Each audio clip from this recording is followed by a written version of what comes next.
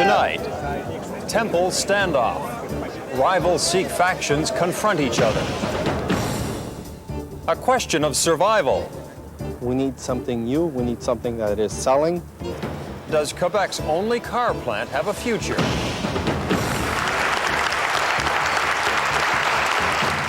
And civil rights hero. Halifax honors Rosa Parks. Sunday Reports with Eric Sorensen. Good evening. In the early hours of Sunday morning, Vancouver police moved in. They shut down a Sikh temple and closed neighborhood streets, trying to avoid violence in a bitter feud between factions. They succeeded, but crowds of angry Sikhs gathered nearby, locked out of their place of worship and locked in a struggle for power. Norman Hermant has the story. Let's get everybody back. Let's just get everybody back. This was supposed to be a day of worship at North America's oldest Sikh temple. Instead, it was a day of confrontation, which began after police moved in and locked the doors. They're here to ensure that the safety of all people, regardless of what side they are in this matter. On the surface, this is the latest front in a battle over what belongs in a Sikh temple. Fundamentalists say tables and chairs do not. Moderates say they do. The two sides have clashed over the issues in the past in nearby Surrey. Moderates say this goes way beyond tables and chairs. They say it's all about fading fundamentalist power within the Sikh religion. Power the fundamentalists are trying to hang on to by taking control of Sikh temples around the world. But according to fundamentalists, this is a simple issue of religious law. Moderate leaders at the temple have ignored an order from the Supreme Sikh Authority to remove tables and chairs.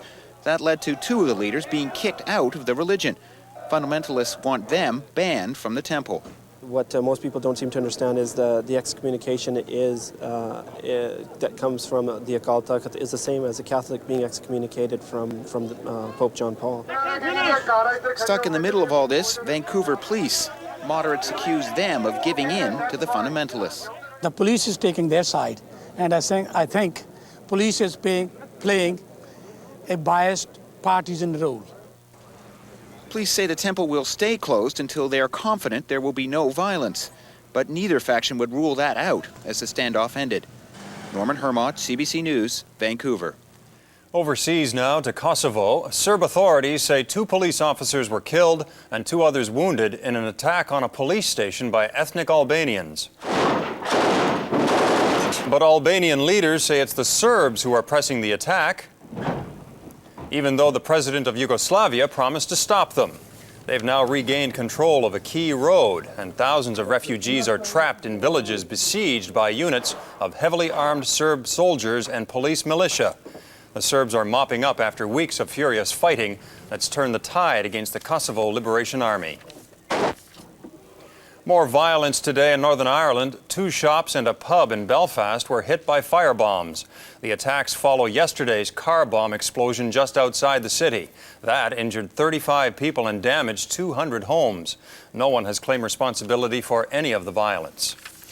In Washington, key Democrats and some powerful Republicans are floating the proposition that President Bill Clinton can survive the Monica Lewinsky crisis and avoid impeachment if he confesses to their affair and asks for forgiveness. This is newly discovered video of Clinton and the former White House aide embracing during the time their alleged sexual relationship was in full swing. Lewinsky has reportedly agreed to tell a grand jury about the affair in exchange for immunity. Clinton still denies it. And the man who's trying to prove that Clinton was lying was in Toronto today, attending a convention of the American Bar Association. But independent prosecutor Ken Starr is keeping his cards close to his vest as he enters the final weeks of his legal duel with the White House. Don't want to be commenting at all on the investigation. Starr has an appointment at the White House on August 17th when he'll question President Clinton about his relationship with Monica Lewinsky. The most glorious event in cycling has come to an inglorious end. Marco Pantani is the first Italian to win the Tour de France in more than 3 decades. But this race will go down in cycling history for other reasons. A drug crackdown by French police turned the Tour into a sordid spectacle and drove half the starting lineup to quit in protest. Nick Spicer reports.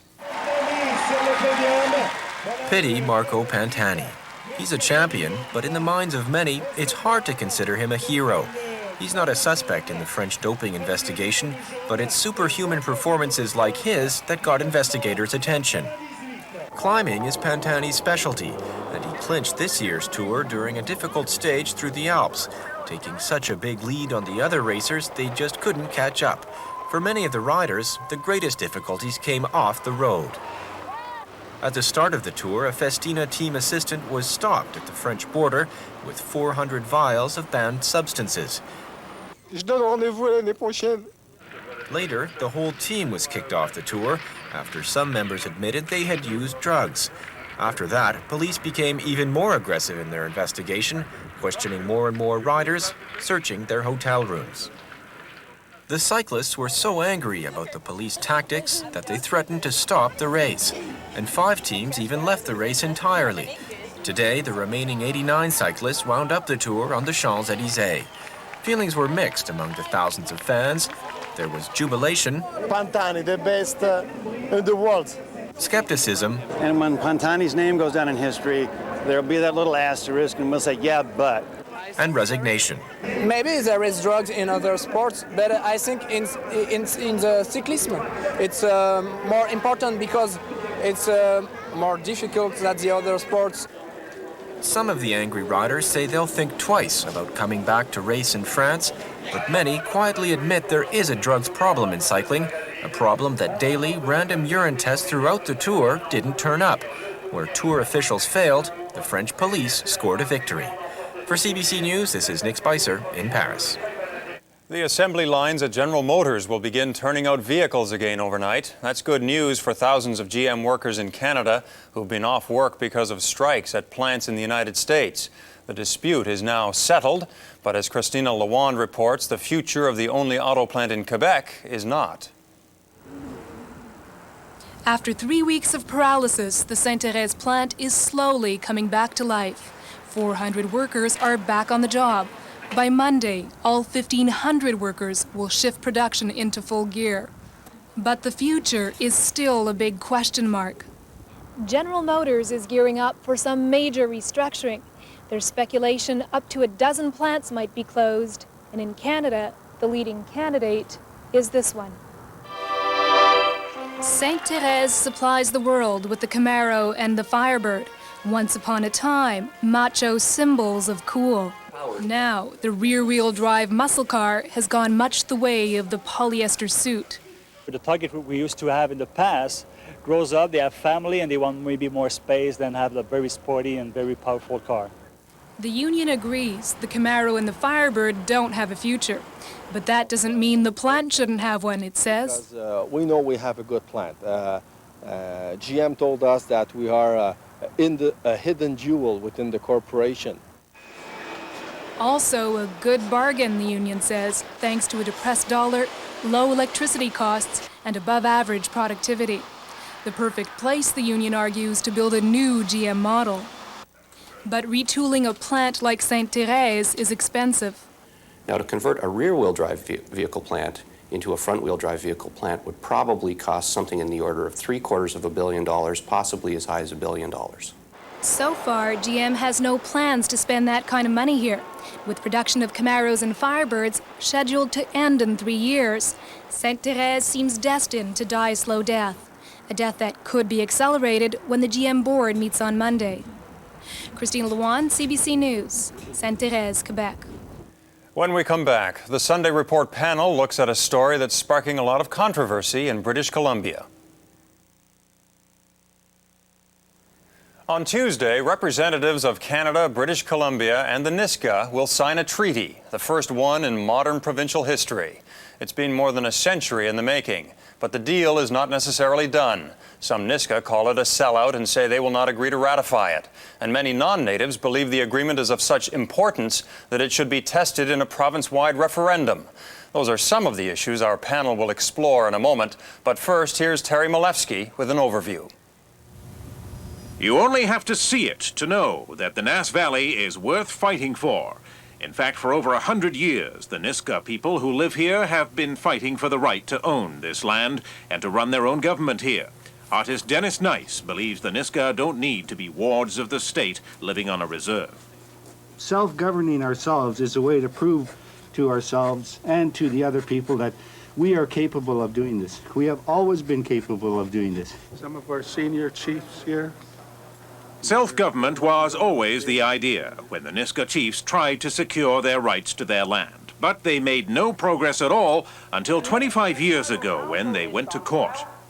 The Nassau people are not on trial in this issue. A Nisga'a chief named Frank Calder took the case to the Supreme Court of Canada. British justice is on trial. British justice is on trial. That case finally got the attention of the federal government, which agreed to begin negotiations for a treaty. Even so, it was only in 1996 that another chief, Joe Gosnell, was finally able to obtain a draft agreement to present to his people, one which he said would give them self-government. We will have that ability to make decisions for ourselves. And whether we are successful, that remains to be seen. And we can blame no one else if we fail. The Nisga'a do not plan to fail now, and the treaty gives them the tools to succeed. 2,000 square kilometers of land, the right to self-government, and $311 million in cash and resources and other benefits. In turn, the Nisga'a abandon all other claims, and they give up the native exemption from income tax. The federal and provincial negotiators both insist it's a fair deal. The treaty sets out that it is a full and final settlement of the Nisga'a rights. In no case are either federal or provincial laws excluded or displaced. Even so, this treaty is proving to be a very hard sell, both among the Nisga'a and among their neighbors. Both the federal and provincial opposition parties are saying it amounts to a constitutional amendment and that therefore there needs to be a referendum on it, which Nisga'a leaders believe could kill the treaty. So there will be a signing ceremony on Tuesday, but it still won't mean the end of this very long story. Terry Malewski, CBC News, Vancouver. Now let's turn to the members of our panel. They're both in Vancouver. Gordon Gibson is a columnist for the Globe and Mail, and Carol Corcoran is a commissioner with the Indian Claims Commission. Carol, this was a long time in coming, but why is this treaty even necessary? Well, as Chief Joe Gosnell said, the Nisga'a can't afford to fail. Neither can Canada or British Columbia. The staggering costs in terms of human and financial resources that have been expended on the status quo are simply unacceptable. And what the Nisga'a Treaty demonstrates that it is possible through a principled process to come to an agreement with compromise on all sides that will address for the first time the whole issue of land and resources and governance within British Columbia for First Nations. Gordon, settling land claims with the people who are on the land first sounds reasonable. What are the problems with the treaty? Well, first of all, to agree with Carol in a number of things, the treaty does some very good things. It comes to terms with the past. It would eliminate the certainty caused by the Delgamuukw case. It would turn Indian land into fee simple land, which is terrific for economic development. It does some debatable things in the amount of cash and the amount of resources and how you measure the value of those resources. But the particularly controversial thing is some of the, in my opinion, bad things it does, of which there are mainly two. The first one relates to process. I think we have a well-established tradition, convention in this country now, when matters of constitutional arrangements between Canadians, or in this case British Columbians, are involved, the assent of the people has to be procured. Now, the actions of the Nisga'a in this regard have been absolutely impeccable. Joe Gosnell and his negotiators had a clear mandate from their people. The governments did not have a mandate from British Columbians, and that is the fatal process flaw and the reason that the end product now has to be put to a referendum. Carol, why not a vote? Why not a referendum? Well, it would be incorrect to say that the government doesn't have a mandate from the people. They were duly elected in a general election and mandated to deal with the issues of the province. Now, I'm debate whether or not this is a significant constitutional change. Section 35 says existing Aboriginal and treaty rights are hereby recognized and affirmed. And basically what the Nisga'a Treaty is doing is simply defining what is an agreement based on an existing right. So that is not a constitutional change per se. And, this is Mr. Clark's argument. The difficulty is, first of all, as to mandate, both Mr. Clark and Mr. Chrétien are respectively 39 and 38% First Ministers. And secondly, with respect to change in the Constitution, the treaty, the draft treaty, gives Nisga'a law paramountcy, ascendancy. It trumps federal and provincial laws in 16 separate areas of jurisdiction. To me, that is clearly a change in our constitutional arrangements, especially when you think it's the first of only 50 or 60 in British Columbia and is said by the Premier to be a template. That's why it's so important. Well, Mr. Gibson, first of all, give me some better figures in terms of leadership that's been elected with a popular vote that's at any other times, except for brief exceptions, higher than the current state that we have right now. And notwithstanding that, in terms of all these areas of jurisdiction where it might impact on constitutional rights, I should remind you that there are already constitutional provisions that relate to First Nations people and that impact on federal and provincial jurisdiction and many, many other jurisdictions. However, they're not clear, and there is so much ambiguity right now. It is almost impossible sometimes to say where one jurisdiction ends and the other begins. And for once, the Nisga'a Agreement is going to try and clarify some of that and remove some of that uncertainty. And that surely has to be a better thing than what exists now. Mr. Gibson, without dwelling on the Constitution, if there were such a vote, some have said it would just amount to tyranny of the majority because the Natives make up such a small percentage of the vote in British Columbia, and they couldn't win this a vote of that sort for treaty rights. Well, every time there's a vote in the House of Commons, it's a tyranny of the majority. What Premier Clark is saying is this is to protect minority rights, and that is absolute garbage. The minority rights of every Canadian are protected by the Charter of Rights and Freedoms.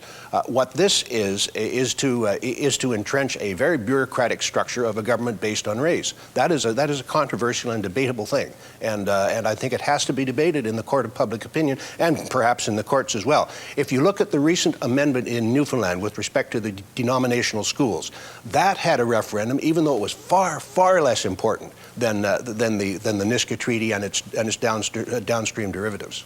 Carol, what are the... Go ahead. If we didn't have just protection of minority rights, we'd still have things like slavery in the States. We wouldn't have a vote for women in Canada. We certainly wouldn't have, our handicapped would still be closeted. And we'd have many, many other instances. We wouldn't have any Chinese immigrants in this country or East Indian immigrants. I respectfully disagree. Those things are all protected in the Charter of Rights and Freedoms. They certainly weren't in the past. And I'll tell you, without some leadership to exercise protection of those rights, they never would have come about.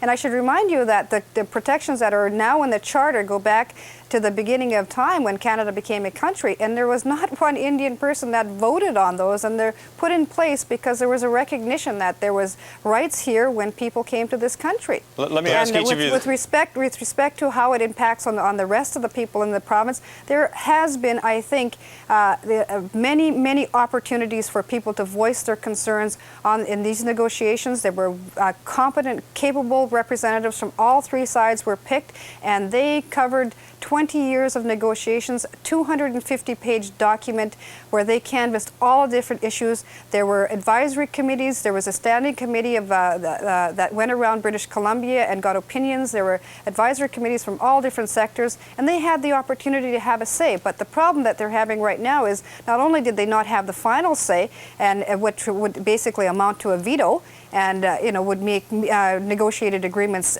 meaningless. But the Nisga'a people have the final say. How else were they to arrive at the agreement that they have now, and have discussed it thoroughly and come to arrangements? Let me ask each of you this question because we're running out of time. What's the alternative if this deal does not go through? Gordon, you go first. Back to the drawing board. And is that all right? I mean, it's been a long time at the drawing board already. It's been a long time, but it's a very important issue. And unfortunately, most Canadians have only focused on this very important issue very recently. I think you can guarantee there's going to be a lot of focus from now on. There's a desperate need in the whole population to see this thing settled, but it's got to be settled on a grounds that will leave everybody happier. Carol, last word to you. Well, I should remind you that the Nisga'a were 130 years in pursuing this agreement, and the Supreme Court of Canada, or Privy Council, in fact, back in the shortly after Confederation, started trying to struggle with this whole idea of Aboriginal right and title. So it's not a new issue at all. And if it falls through? If it falls through, I think it's absolutely unacceptable in terms of the message that it sends to British Columbians and Canadians that we can't come to a compromise that's honorable, that recognizes the place of Aboriginal peoples in this country. And it's going to send a message to the rest of those other 50-some-odd First Nations waiting in line to try and get a principled settlement for their claims in British Columbia. And if they don't get that, that's going to send a message to them that this is not the approach that's going to work. We're out of time. Carol Corcoran and Gordon Gibson, thank you. Thank you. Thank you. Still ahead on Sunday Report, this story.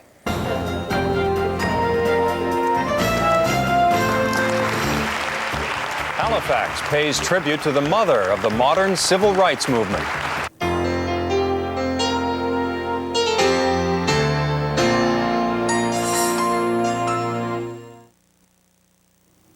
Her courage and determination helped to change the course of U.S. history and had an impact here in Canada, too. Today, Rosa Parks, the civil rights pioneer, was honored in Halifax. As Ann Woodworth reports, it was both for her past deeds and for the inspiration she still provides. Rosa Parks is one of the most potent symbols of the struggle of American blacks for equality, and she's been called the mother of the modern civil rights movement. Today, Halifax University gave her an honorary doctorate in humanities. Congratulations.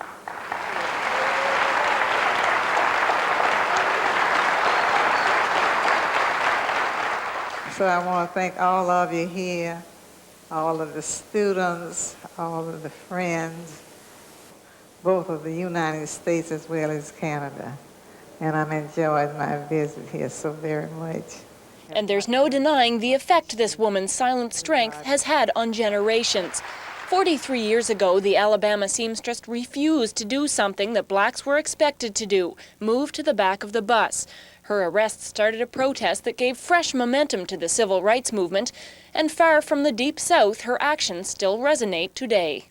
But you know, when I think about how other people got through some really bad situations, like what Dr. Rosa Parks and Dr. Martin Luther King Jr. had to go through, then I realized that these people started the ball rolling for people like myself. I don't know if you know the effect that you have on people, but I know when I seen you at the airport, my heart just warmed instantly. And I felt proud to be a young black woman. These and other young people in the audience are part of Pathways to Freedom, a program Parks started 11 years ago. It's aimed at helping young blacks develop life skills and self-confidence.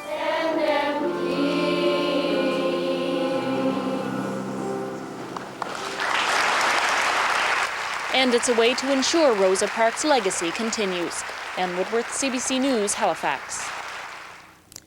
And that's it for this edition of Sunday Report. I'm Eric Sorensen. Thanks for joining us. Good night.